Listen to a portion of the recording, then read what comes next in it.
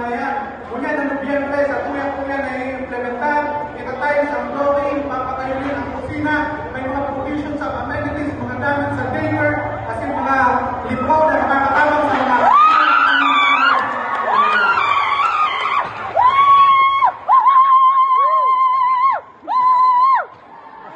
ako po, mayong manak po na ipapangako sa inyo kung ako po ang magaga ng kapitan sa tuya-tuya.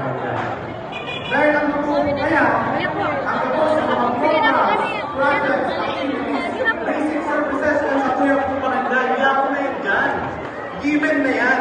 Kulang pa lang po ng October, ang tapos na pagkakagastusan para sa masunod na taon. Ito, wala yan. Bigpaplanuhan kasi nakapagpapano na po yan. Ang kaipuan na lang po sa tuya-tuya barangay sa tunay na leader na maaasahan na ma-implementar ang tapos mga program, project, activities na sa tuya-tuya barangay. Ito pong leader na pagminyaon. Ito pong leader na madaling hanapon.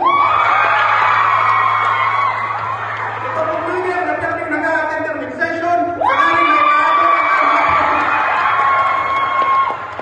ito pong leader na pagming nag-a-attend ng session sa aling may kung ano man ang mga problema, mga issues and concerns kan sa iyang nasasakupan na suga as ang bilog ng barangay na sa iyang pinakuhan.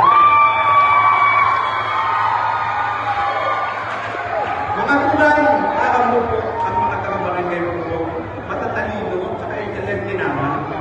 Aam po po, nangangamin do kung sisay ang tunay as in totoo na nagtrabaho, nagsilbi at imbasa sa tuyang barangay.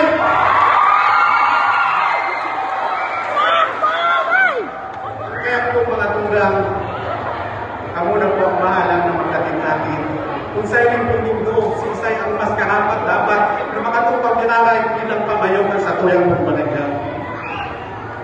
Nasa kamot na po nindo at sa desisyon mga tunggang, kamo na po ang bahala. Kung kaya, sa ulang po ang pakikulay ko sa inyo.